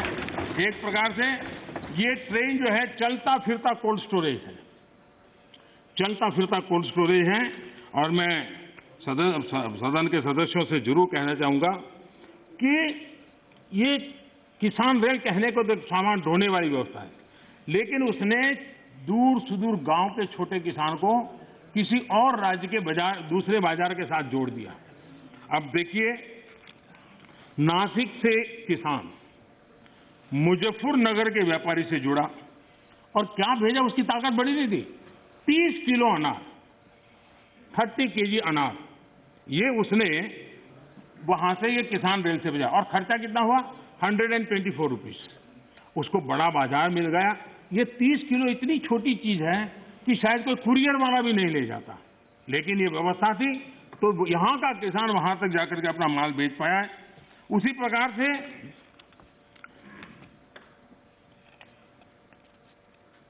जो भी उसको सुविधा मिलती है, वो चाहे अंडे, मैंने देखा है कि एक अंडे किसी ने भेजे और अंडे भी उसको करीब 60 रुपया खर्चा हुआ भेजने का, और उसके अंडे पहुंच गए, समय पर पहुंच गए, उसका माल बिक गया। देवलाली का एक किसान 7 kg उसकी कीवी, उसको उसने दानापुर भेजी। भेजने का खर्चा 60 रुपीज हुआ, लेकिन उसको 7 किलो की कीवी का अच्छा बाजार मिला और दूसरे राज्य पे जाकर के मिला। किसान रेल लगती छोटी बात है, लेकिन कितना बड़ा परिवर्तन कर सकती है, इसका हम नमूना देखते हैं। माननीय अध्यक्ष जी, चौधरी चरण सिंह जी ने एक किताब लिखी है, भारत की अर्थनीति।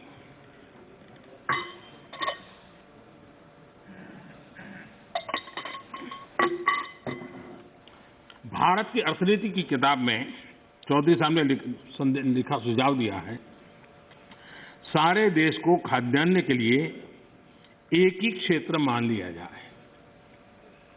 दूसरे शब्दों में, देश के एक भाग से दूसरे भाग में लाने जाने के पर कोई प्रतिबंध न हो। ये चौधरी चरण सिंह जी की किताब का कोट है। कृषि सुधारों, किसान रेल, मंडियों को इलेक्ट्रॉनिक प्लेटफॉर्म, ई-नाम, ये सारी चीजें हमारे देश के किसानों और से छोटे किसानों को एक बहुत बड़ा अवसर देने के प्रयास के भागरूप हो रहा है। माननीय अध्यक्ष जी, जो लोग इतनी बातें करते हैं, सरकार इतने सालों तक चलाई है, मैं नहीं मानता उनको किसानों की दिक्कत का पता नहीं था या उनको समझ नहीं थी। पता भी था, समझ भी थी, और उनको मैं उन्हीं की बात आज याद कराना चाहता हूं। ये मौजूद नहीं है, मैं जानता हूं, लेकिन देश के लिए समझना बहुत जरूरी है। मैं एक कोट पढ़ता हूं। The state took initiative to amend their state APMC act in the year 2005 itself, providing for direct marketing, contract farming, setting up of a private market, consumer farmer markets, e-trading, and notified the rules in 2007 to implement the amended provision. In fact, 24 private markets have already come up in the state. ये किसने कहा था? ये APMC act बदल लिया है, इस बात को कौन गर्व से कह रहा था? 24 ऐसे बाजार बन चुके हैं, इसका गौरव कौन कर रहा था? डॉक्टर मनमोहन सिंह जी की सरकार के कृषि मंत्री श्रीमान शरद पवार जी गर्व की बात कर रहे हैं। ये उनका कोर्ट में कह रहा हूं। अब आज एकदम से उल्टी बात कर रहे हैं, और इसलिए शक होता है कि आखिरकार आप किसानों को भ्रमित करने के लिए रास्ता क्यों चुना है?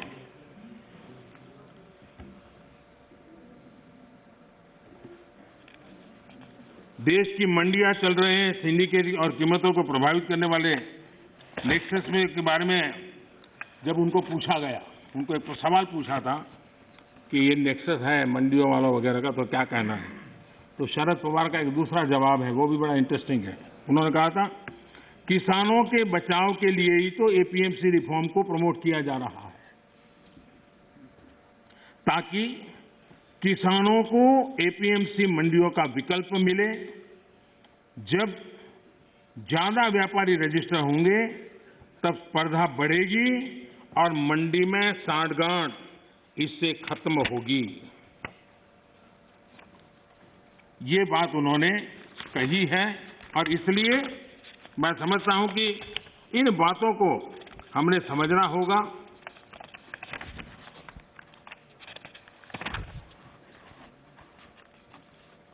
जहां इनकी सरकारें हैं अलग अलग, जो सामने बैठे हुए मित्रों की, उन्होंने भी कम अधिक मात्रा में इस कृषि क्षेत्र में रिफॉर्म करने का प्रयास किया भी है, और हम तो वो हैं जिन्होंने 1500 कानून खत्म किए थे।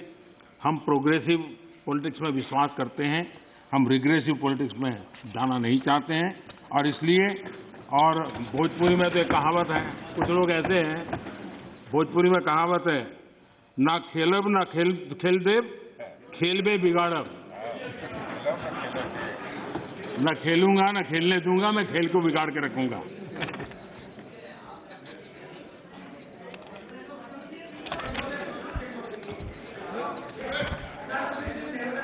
माननीय अध्यक्ष जी,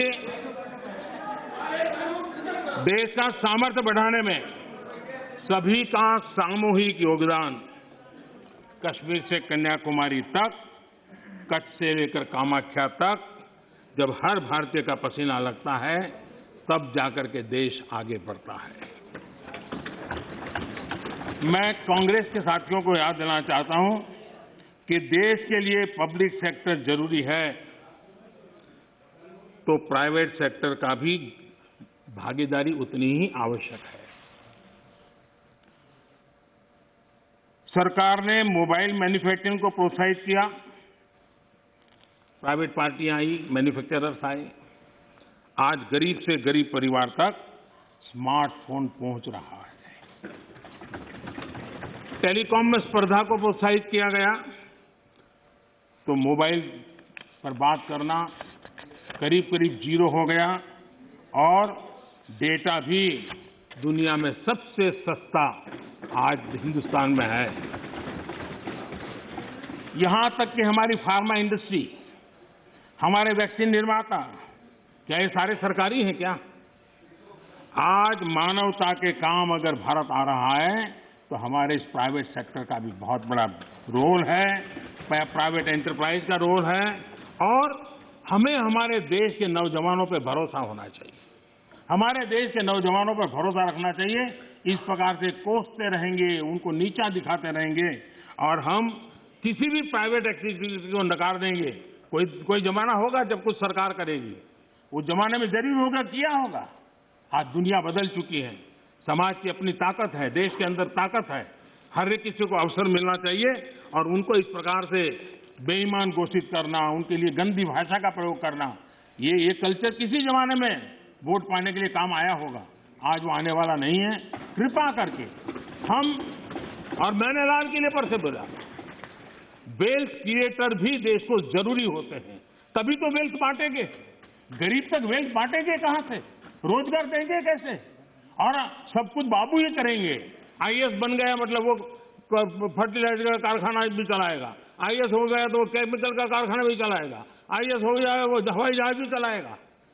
ये कौन सी बड़ी ताकत बना के रख दी है हमने?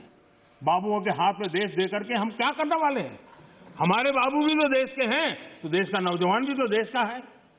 हम हमारे देश के नौजवानों को जितना ज्यादा अवसर देंगे, मुझे लगता है उसको उतना ही लाभ होने वाला है। माननीय अध्यक्ष जी,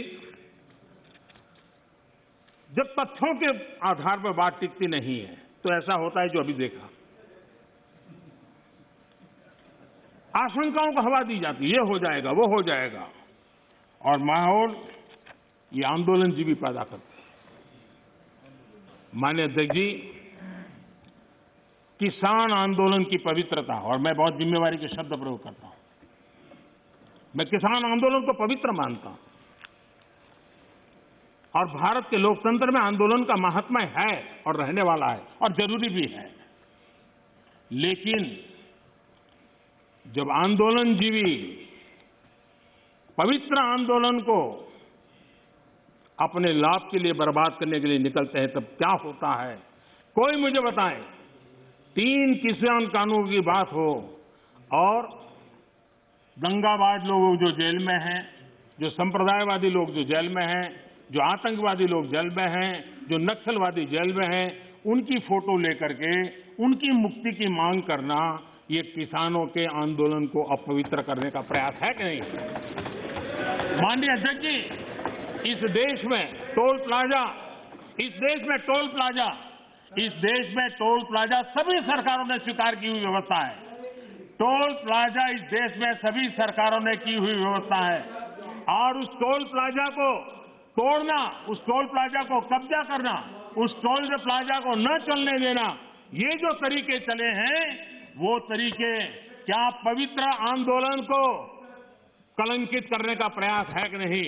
जब पंजाब की धरती पर सैकड़ों की तादाद के अंदर, पंजाब की धरती पर सैकड़ों की तादाद के अंदर जब टेलीकॉम के टावर तोड़ दिए जाएं, क्या वो किसान की मांग से सुसंगत है क्या? किसान के पवित्र आंदोलन को बर्बाद करने का काम आंदोलनकारी ने नहीं, आंदोलन जीवियों ने किया हुआ है और इसलिए देश को आंदोलनकारी और आंदोलन जीवियों के बीच फर्क करना बहुत जरूरी है और देश को इन आंदोलन जीवियों से बचाना वो भी उतना ही जरूरी है। अफवाहें फैलाना, झूठ फैलाना, गुमराह करना और देश को दबोच करके रख देना, देश बहुत बड़ा है, देश के सामान्य मानवी की आशा आकांक्षाएं बहुत है और उनको लेकर के हमने आगे बढ़ना है और उस दिशा में हम प्रयास कर रहे हैं। देश में एक बहुत बड़ा वर्ग है,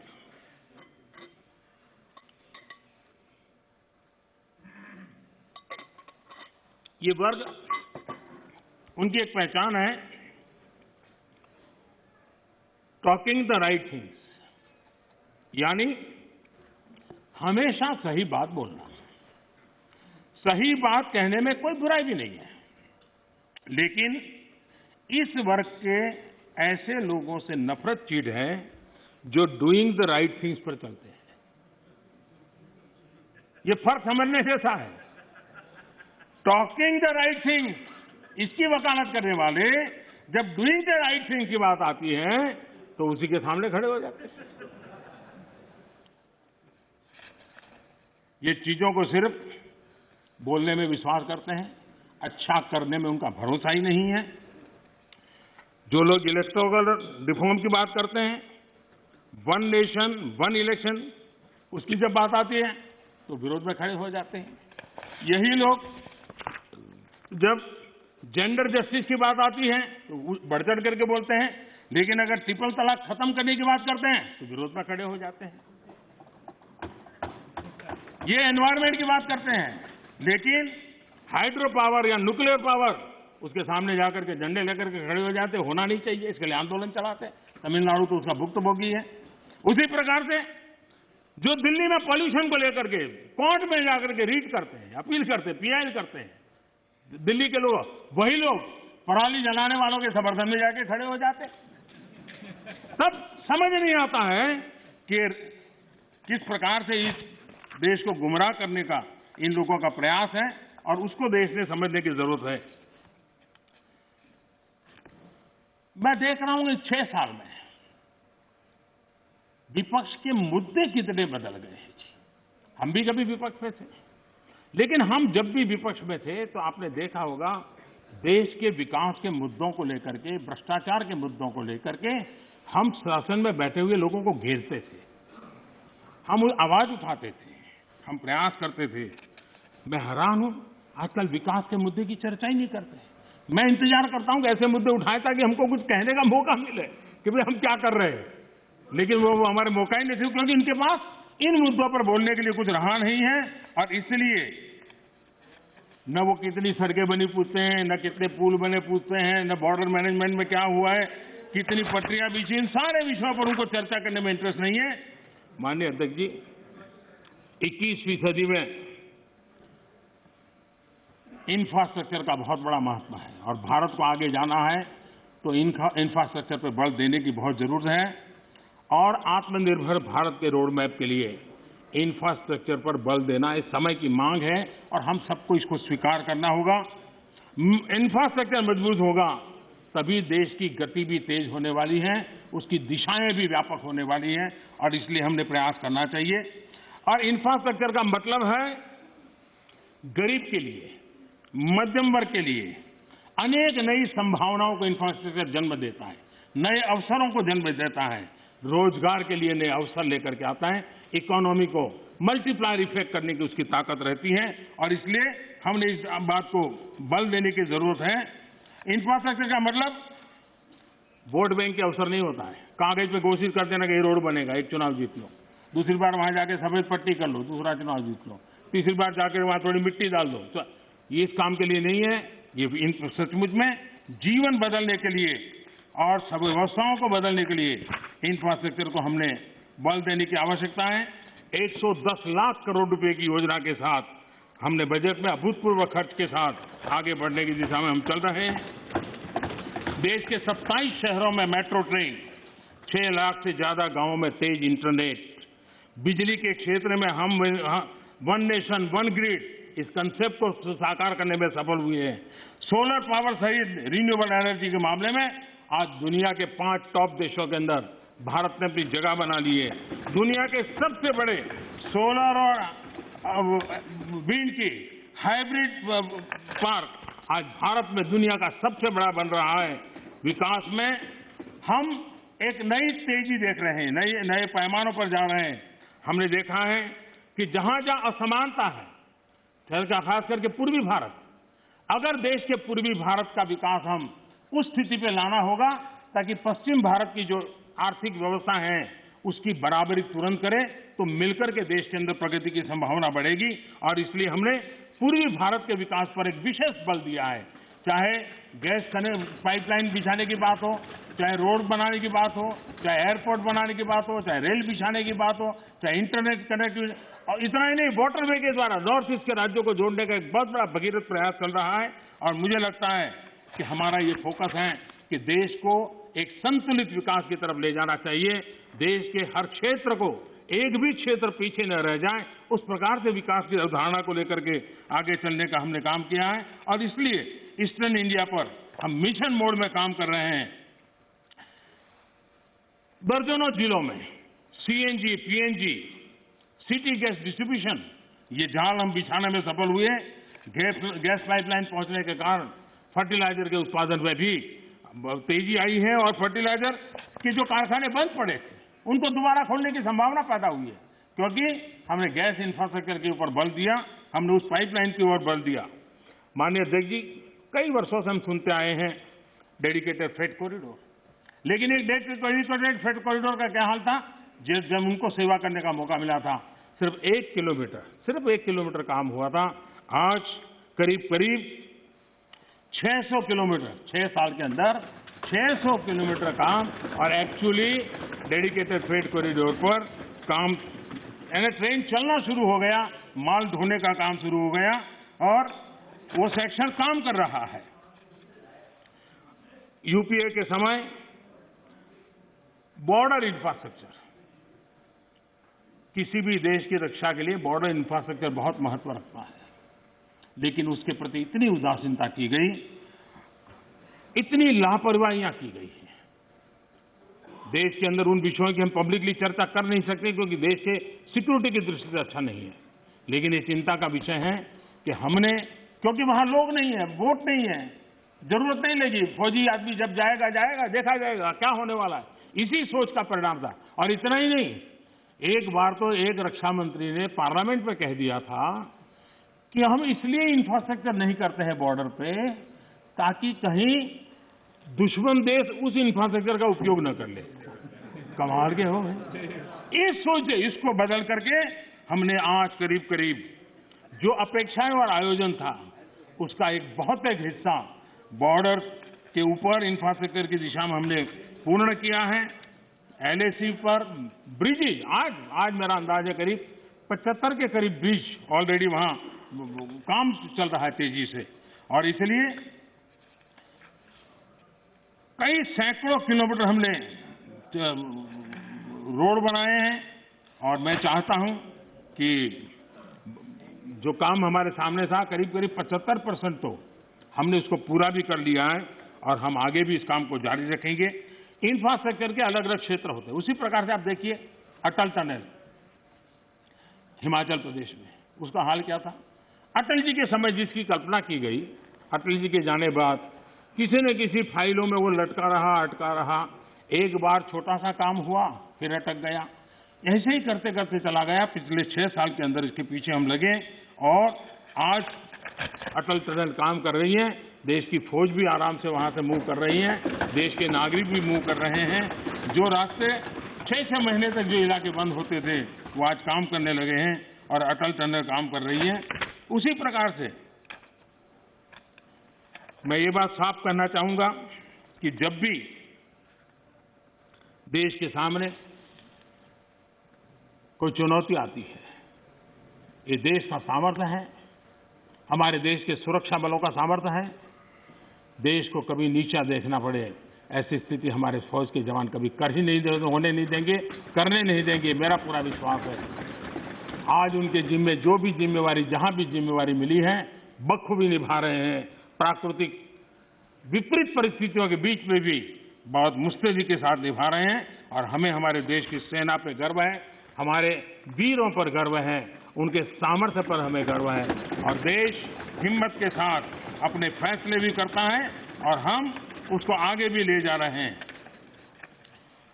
मैंने कभी एक गजल सुना था, ज्यादा तो मुझे इसमें रुचि नहीं है, मुझे ज्यादा आता भी नहीं है, लेकिन उसमें लिखा था, मैं जिसे ओढ़ता बिछाता हूं, मैं जिसे ओढ़ता बिछाता हूं, वो गजल आपको सुनाता हूं। मुझे लगता है ये जो साथी चले गए, वो जिन चीजों के अंदर जीते हैं, पलते हैं, वो वही सुनाते रहते हैं जो उनके कालखंड में उन्होंने देखा है, जो उनके कालखंड में उन्होंने किया है, उसी को वो कहते रहते हैं। और इसलिए मैं समझता हूं कि हमें अब चलना ही होगा, हमें बड़ी हिम्मत के साथ आगे बढ़ना ही होगा। और मैंने कहा, पोस्ट कोरोना एक नया वर्ल्ड ऑर्डर जब हमारे सामने आ रहा है तो भारत ने कुछ नहीं बदलेगा कि मानसिकता छोड़ देनी होगी। ये तो चलता है, चलता रहेगा, मानसिकता छोड़ देनी पड़ेगी। 130 करोड़ देशवासियों का सामर्थ्य लेकर चल। प्रॉब्लम होंगे, अगर मिलियंस ऑफ प्रॉब्लम है तो बिलियंस ऑफ सॉल्यूशन भी है। ये देश ताकतवर है और इसलिए हमने हमारी संवैधानिक व्यवस्थाओं पर विश्वास रखते हुए हमने आगे बढ़ना होगा और मुझे विश्वास है कि हम इस बातों को लेकर के आगे चलेंगे। ये बात सही है कि मिडल मैन कल्चर खत्म हुआ है, लेकिन देश का मिडिल क्लास जो है उसकी भलाई के लिए बहुत तेजी से काम हो रहे हैं, जिसके कारण देश को आगे बढ़ाने में अब जो मिडिल क्लास का बल्क है वो बहुत बड़ी भूमिका अदा करने वाला है और उसके लिए आवश्यक जो भी कानूनी व्यवस्थाएं करनी पड़ी वो कानूनी व्यवस्था भी हमने की है। माननीय अध्यक्ष जी, एक प्रकार से विश्वास के साथ एक प्रगति के वातावरण में देश को आगे ले जाने का निरंतर प्रयास चल रहा है। मैं राष्ट्रपति जी का हृदय से आभारी हूं कि अनेक विषयों पर उन्होंने स्पर्श किया है। जिनका राजनीतिक एजेंडा है वो उनको मुबारक। हम देश के एजेंडा को लेकर के चलते हैं, देश के एजेंडा को लेकर के चलते रहेंगे। मैं फिर एक बार देश के किसानों से आग्रह करूंगा कि आइए टेबल पर बैठ करके मिल करके समस्याओं का समाधान करें। इसी अपेक्षा से राष्ट्रपति जी के भाषण को राष्ट्रपति जी का धन्यवाद करते हुए मैं अपनी वाणी को विराम देता हूं। बहुत बहुत धन्यवाद। धन्यवाद। प्रस्ताव पर अनेक माननीय सदस्यों ने नो क्लेरिफिकेशन, इसमें क्लेरिफिकेशन नहीं होता है। आप सीनियर मेंबर पार्लियामेंट है, इसमें क्लेरिफिकेशन नहीं होता है।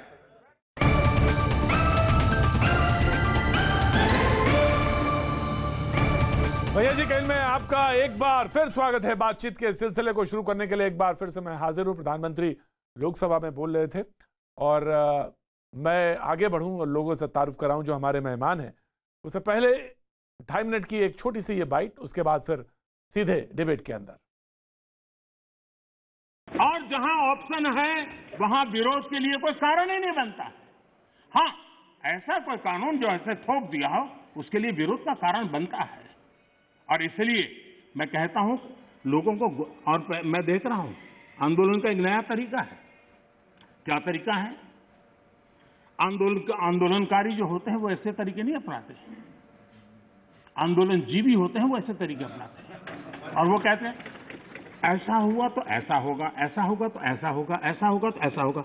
अरे भाई, जो कुछ हुआ ही नहीं, जो होना नहीं है, उसका भय पैदा कर करके और पिछले कई सालों से लगातार सुप्रीम कोर्ट का एक जजमेंट आ जाए, कोई निर्णय नहीं हुआ है और एकदम से तूफान खड़ा कर दिया जाए, आग लगा दी जाए देश में। ये जो तौर तरीके हैं, उन तौर तरीके जो भी लोकतंत्र में विश्वास करते हैं, जो भी अहिंसा में विश्वास करते हैं, उन सबके लिए चिंता का विषय होना चाहिए। ये सरकार की चिंता का नहीं, देश की चिंता का विषय होना चाहिए।